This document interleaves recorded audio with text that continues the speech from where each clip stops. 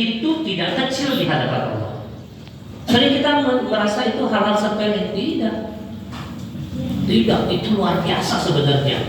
Makanya definisi pemahaman iyyaka na'budu wa iyyaka nasta'in itu, na'budunya itu bukan hanya sholat gitu.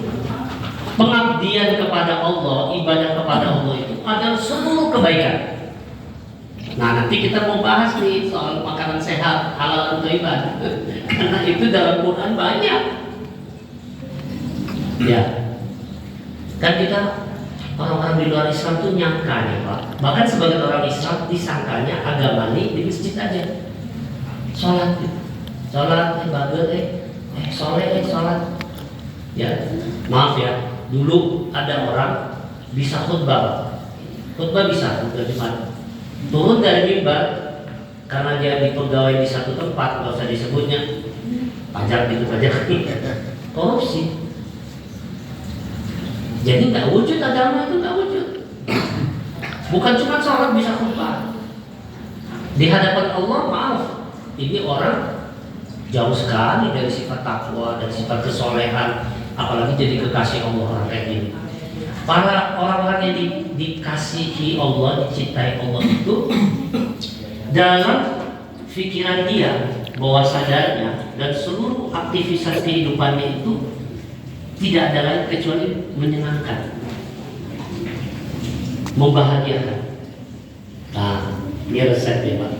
Kalau kita udah kayak gitu, pasti disenengin. Kalau ditanya sama anaknya, nak siapa favorit kamu? Ayah. Tanya sama istri, siapa lah? Suami saya the best. Itu udah pasti begitu. Jadi orang yang selalu memberi kebaikan, judul memberi, dia sebetulnya sedang membuka pintu pemberian Allah yang tidak pernah kering-kering. Gitu. Apa pemberian Allah pernah kering? Pernah nggak kering pemberian Allah?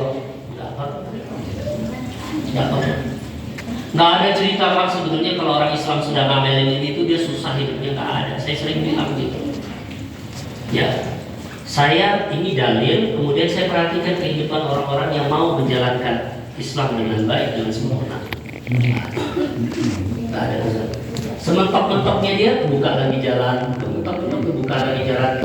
Pada level tertentu Allah mempercayakan tanggung jawab lebih besar, baik sisi jabatan, baik dari sisi banyaknya anak maupun dari sisi harta. Titipannya dibanyakin karena memang kapasitasnya besar. Kapasitasnya besar dan teruji gitu.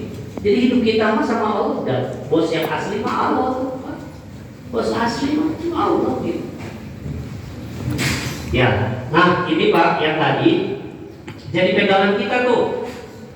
Hafsus salam, apalagi Hakimut ta'am, wasilur arham, wasolul billail, wanasumiyah. Ya, 4. 3 ini siang hari. Selalu jadi orang yang lemah lembut, memberi salam, ya.